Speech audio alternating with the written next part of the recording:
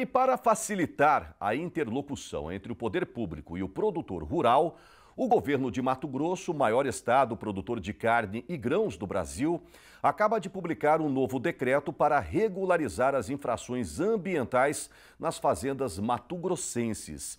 O decreto 1436/2022 fala sobre processos que apuram infrações administrativas abertas por causa de ações maléficas ao meio ambiente. Este decreto traz uma nova política para autuações de pessoas físicas e jurídicas que poderão obter descontos de até 90% de acordo com a dimensão da prática realizada. E para entender melhor sobre este assunto e interpretar de uma maneira mais simples ao pecuarista, ao agricultor, eu viajo agora até a minha querida Cuiabá, capital de Mato Grosso, para conversar com a advogada Rebeca Youssef. A Rebeca também é gestora rural e tem especialização em agronegócio pela minha querida Exalc, com grande ênfase e atuação na regularização ambiental no bioma Amazônia. Doutora Rebeca, muito bom dia, seja bem-vinda ao Giro do Boi. Olá, bom dia, é um prazer estar aqui, participar desse programa que leva tanta informação de qualidade para o produtor rural mato-grossense. A gente que agradece, não só Mato Grossense, mas do Brasil inteiro, né? Aliás, isso aqui pode ser um exemplo, tá? Presta muita atenção, você, representante de governo, de estaduais lá, tem que fazer que nem o governo de Mato Grosso lá para poder ajudar a fazendeirada e a resolver de uma vez por todas essas questões, né? Daqui a pouco a Rebeca fala mais sobre esse assunto. Primeiramente, conta um pouquinho sua história, doutora Rebeca. A senhora atua na área de regularização ambiental, algo que o Mato Grosso tem feito, os produtores mato-grossenses têm feito de uma maneira ímpar a nível nacional, merecendo os elogios de todos nós, não é mesmo? Isso, eu acho que nós nunca falamos tanto de questões ambientais no Brasil. E aqui em Mato Grosso, como todos os estados de destaque produtivo, falaremos ainda depois um pouquinho mais específico sobre a Amazônia.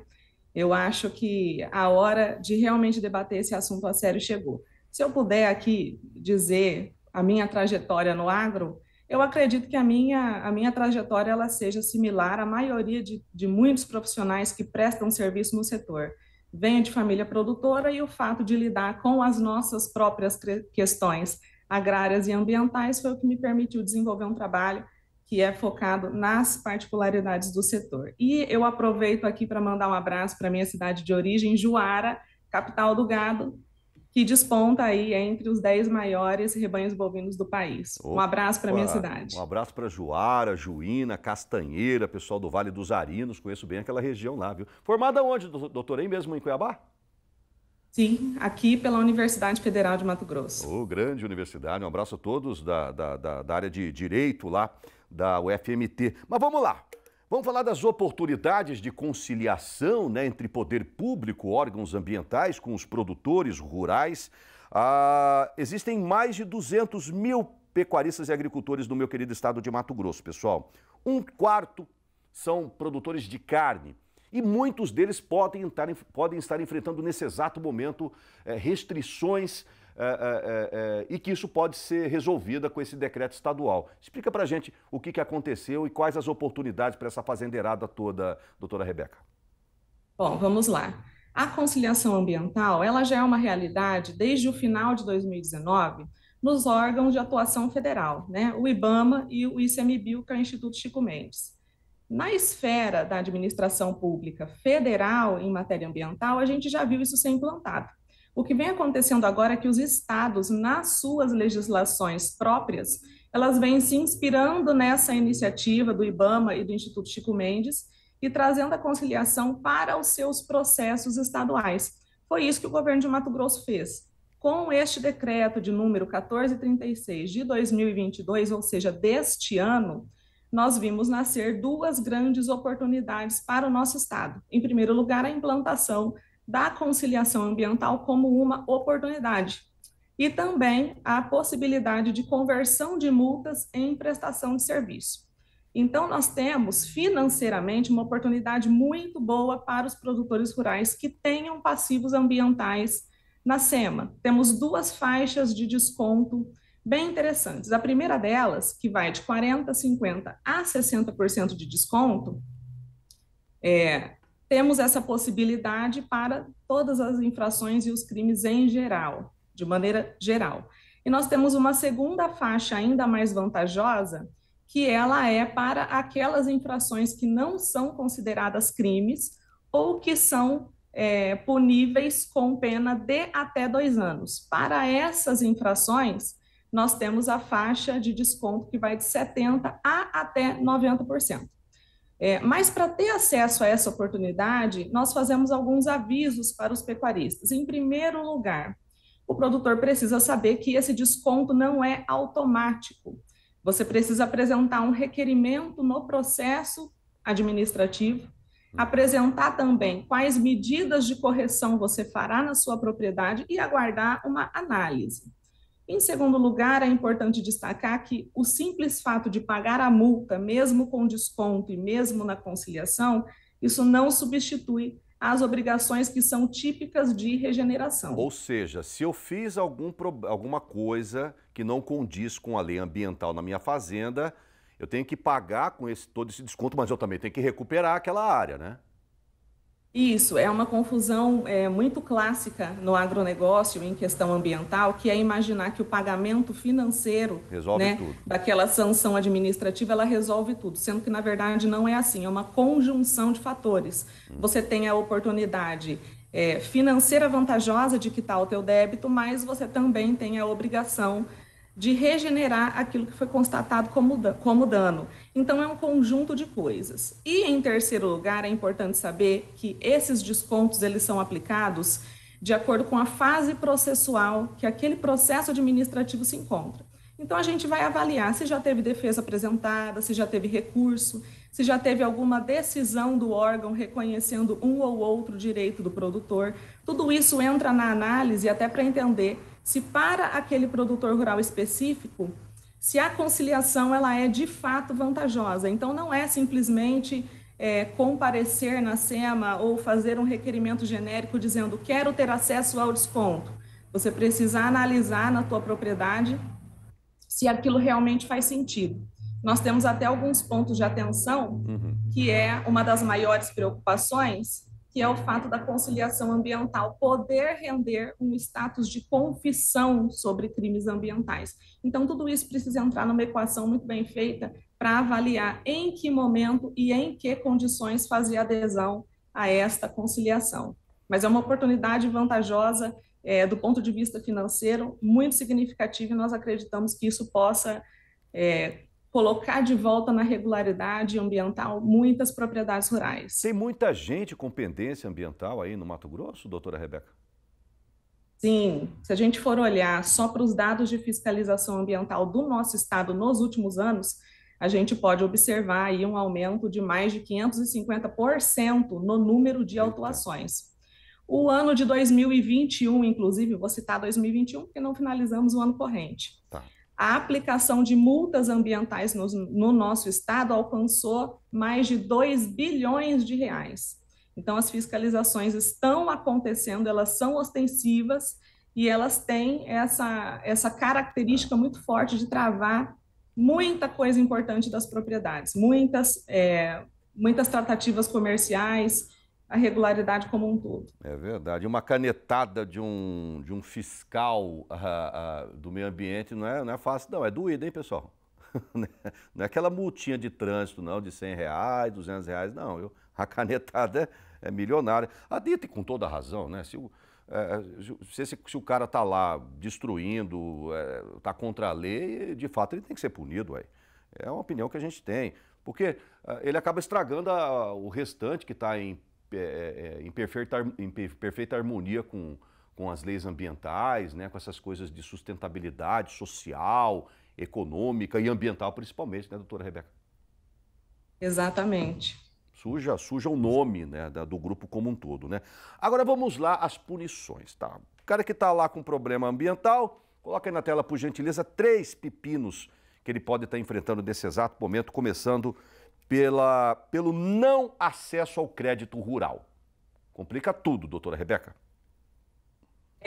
Um produtor rural que fosse autuado, por exemplo, nos anos 2000, ele não via, na prática, essas restrições ambientais atingirem as suas tratativas comerciais. Isso é algo mais recente. Antigamente, o produtor era autuado pelo IBAMA ou pela SEMA e essa pendência ficava ali entre ele e o órgão. Ele não via isso render impactos negativos na sua atividade econômica. Hoje nós temos um outro cenário.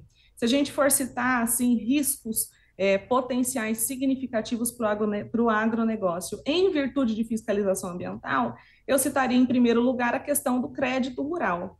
Hoje as instituições financeiras, quando elas recebem projetos agropecuários, elas querem garantir que elas não estão fomentando produção numa área irregular. Claro. Então, essa análise, se a propriedade tem embargo, se ela tem passivo, o banco faz isso de maneira muito satisfatória.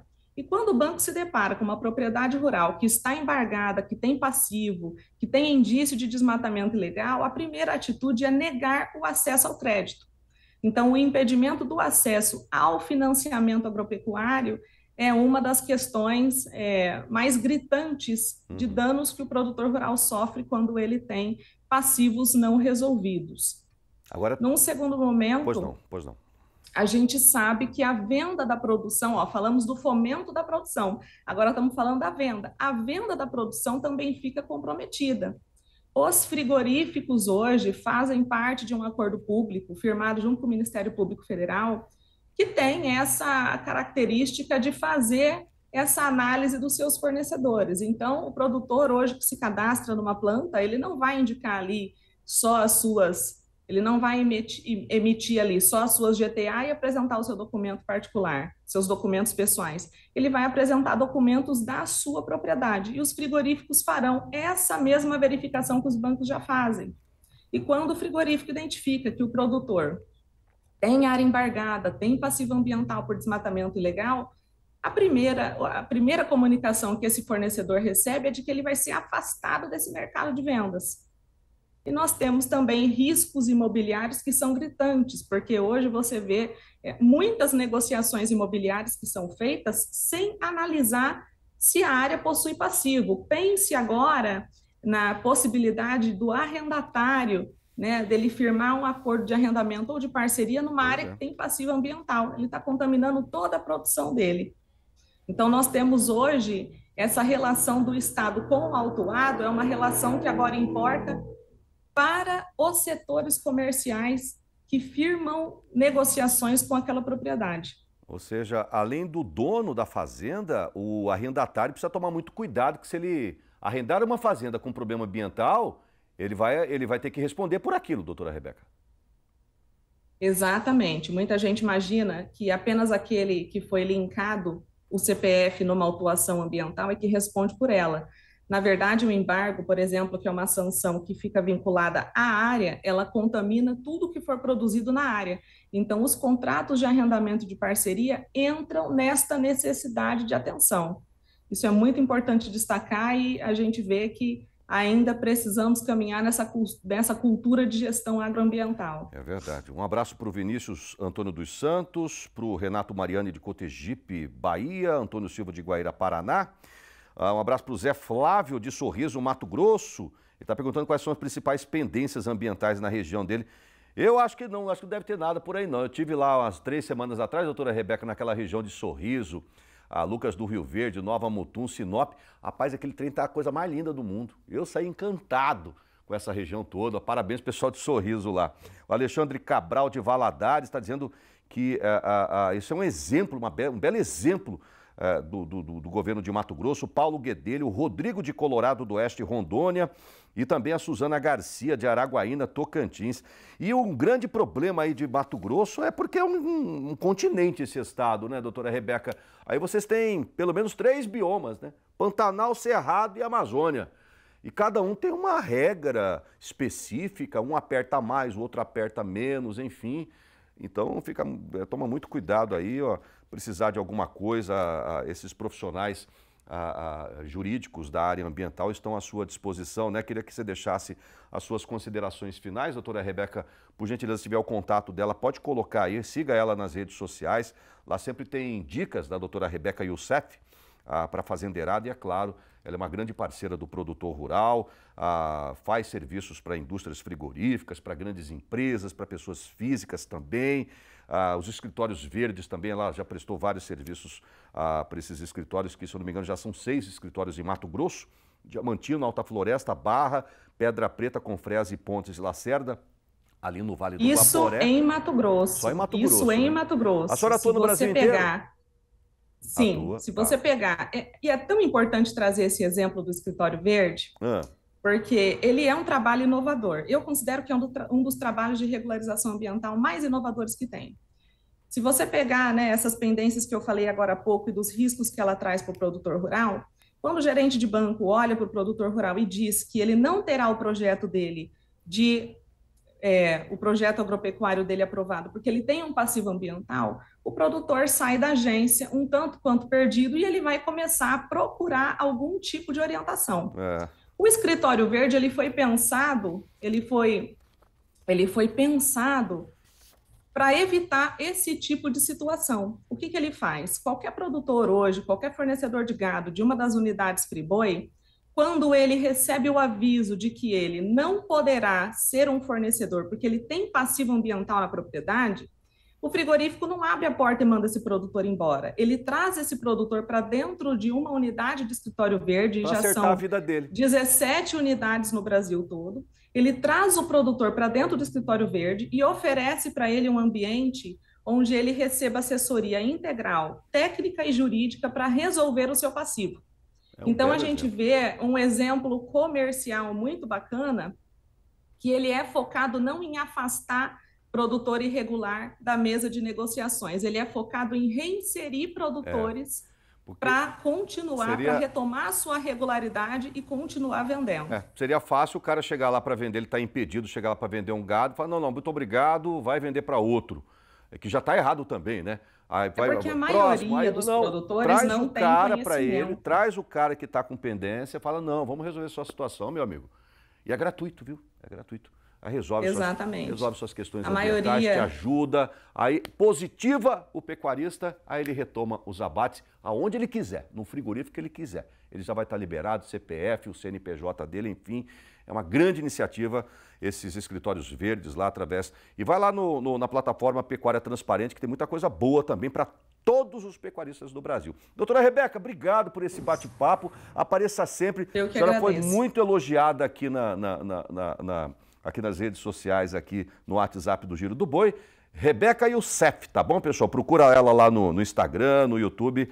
Ela tem muitos seguidores lá e sempre passando dicas interessantes com temas relacionados aos direitos ambientais, tá bom? Muito obrigado. Apareça sempre aqui no Giro, doutora. Eu que agradeço. Um abraço a todos e até mais. Até mais.